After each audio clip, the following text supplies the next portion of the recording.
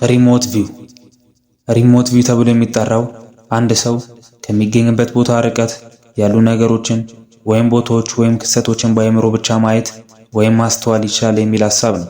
ይህ ሐሳብ ፓራሳይኮሎጂ ዘርፍ ውስጥ ይጠቀማል እና ሰዎች ከአካላዊ እይታ ውጭ ያሉ መረጃዎች በአእምሮአቸው ሊቀበሉ ይችላሉ የሚል እምነት አለ። ይህ ሐሳብ በ1970ዎቹ ዘመን በአሜሪካ በስታንፎርድ ሪሰርች ኢንስቲትዩት የተካሄዱ ሙከራዎች ውስጥ በጣም ታወቀ። በዚያ ጊዜ አንዳንድ ሳይንቲስቶች ሰዎች ከሩቅ ቦታ መረጃ በአእምሮ ሊያገኙ ይችላሉን ብለው ሞከሩ። ከዚያም የተነሳ የአሜሪካ መንግስት ፕሮጀክት ስታርጌት የተባለ ፕሮግራም ጀመረ።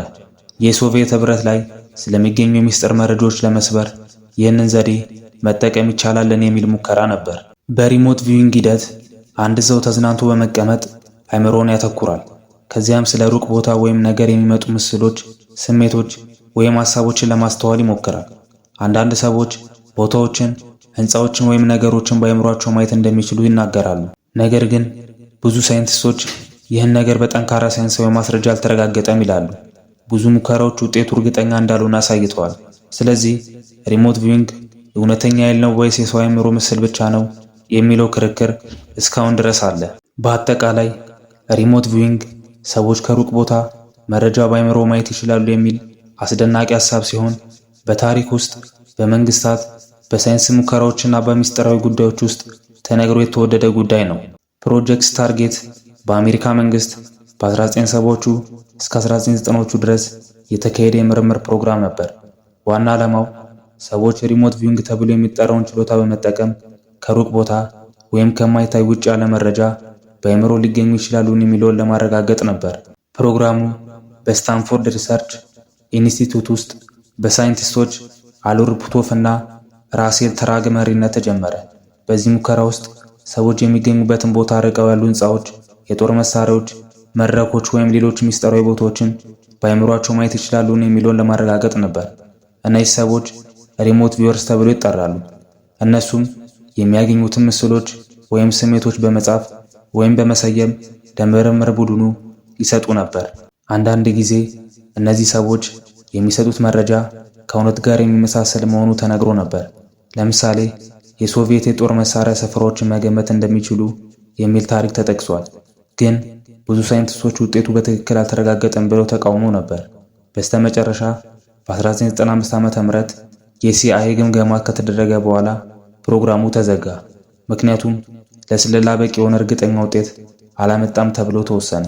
በአጠቃላይ ፕሮጀክት ስታርጌት የሰው አእምሮ ሩቅ ቦታዎችን በተለያዩ መንገድ ማየት ይችላልን የሚለውን ለማወቅ የተካሄደ አስደናቂና ሚስጥራዊ መንግስት ሙከራ ነበር። እስካሁንም ይህ ጉዳይ በሳይንስና በሚስጥራዊ ጉዳዮች ዓለም ውስጥ ክርክር ያለበት ርዕስ ነው። ፕሮጀክት ስታርጌት ውስጥ በጣም የታወቁና አስገራሚ ተብሎ የሚነገሩ 3 ዋና ሙከራዎች። አንደኛ፣ የሶቪየት የጦር መሳሪያ መርከብ ሙከራ። በ1970ዎቹ መጨረሻ አካባቢ አንድ የሪሞት ቪወር ተሳታፊ በሶቪየት ህብረት ውስጥ ያለ አዲስ የጦር መሳሪያ ፕሮጀክት እንዲገምት ተጠየቀ። እርሱ በአእምሮ የሚመጡ ምስሎችን ሲገልጽ ትልቅ የጦር መርከብና ክሬን ያሉበት የመርከብ ማምረቻ ቦታ መገኘቱን ገለጸ። በኋላ የስፔስ ሳተላይት ምስሎች ሲወጡ እርሱ የገለጸው ከእውነቱ ጋር እጅግ ተመሳሳይ መሆኑ ተነግሯል። ይህ ነገር ፕሮጀክት ስታርጌት በጊዜው እጅግ እንዲታወቅ አደረገው። ሁለተኛ፣ የጠፋ አውሮፕላን ፍለጋ። በ1980ዎቹ ውስጥ የአሜሪካ መንግስት በአፍሪካ አካባቢ የጠፋ የጦር አውሮፕላን ለመፈለግ ሪሞት ቪዊንግን ሞከረ። አንድ ሪሞት ቪወር አውሮፕላኑ በጫካ ውስጥ ተደብቆ እንዳለና አጠገቡ ውሃ ያለ ቦታ እንዳለ ገለጸ። ከዚያ በኋላ የፍለጋ ቡድኖች ወደዚያ አካባቢ ሲሄዱ ተመሳሳይ የሆነ ቦታ መገኘቱ ተነግሯል። ነገር ግን ሙሉ በሙሉ እርግጠኛ ማስረጃ አልነበረም። ሶስተኛ፣ የማርስ በሚሊዮኖች ዓመት በፊት ሙከራ። በ1984 አካባቢ የተካሄደ አንድ እጅግ አስገራሚ ሙከራ ነበር። አንድ ሪሞት ቪወር በማርስ ፕላኔት ላይ ከ1 ሚሊዮን ዓመት በፊት ያለው ሁኔታ እንዲገምት ተጠየቀ። እርሱ በግልጽ መልኩ ትልቅ ፒራሚዶች፣ ረዣዥም ህንፃዎችና እንደ ሰው የሚመሳሰሉ ፍጥረታት እንዳሉ ገለጸ። ይህ ሙከራ በጣም ታዋቂ ሆነ። ቢሆንም ብዙ ሳይንቲስቶች የእውነተኛ ማስረጃ አይደለም ብለው ቆጠሩት። በአጠቃላይ ፕሮጀክት ስታርጌት ውስጥ ያሉ እነዚህ ሙከራዎች በጣም አስደናቂ ቢመስሉም ብዙ ሳይንቲስቶች የተረጋገጠ ሳይንሳዊ ማስረጃ አልተገኘም ብለው ይናገራሉ። ስለዚህ በ1995 ፕሮግራሙ ተዘጋ። ሲአይኤ የማርስ ሪሞት ቪዊንግ ሪፖርት ብዙ ሰዎችን ያስደነቀ ነገር ነበር። ይህ ሪፖርት በ1984 አካባቢ በፕሮጀክት ስታርጌት ውስጥ የተደረገ አንድ ሙከራ ነበር። በዚህ ሙከራ አንድ ሪሞት ቪወር በማርስ ፕላኔት ላይ ከ1 ሚሊዮን ዓመት በፊት ያለውን ሁኔታ እንዲመለከት ተጠየቀ። ተሳታፊ የሚታየውን ሁሉ ሲገልጽ አንዳንድ እጅግ አስገራሚ ነገሮች ተመዘገቡ። አንደኛ፣ ትልልቅ ፒራሚዶችና ሕንፃዎች። ሪሞት ቪወር በማርስ ላይ እጅግ ትልልቅና እንደ ፒራሚድ የመሳሰሉ ሕንፃዎች እንዳሉ ገለጸ።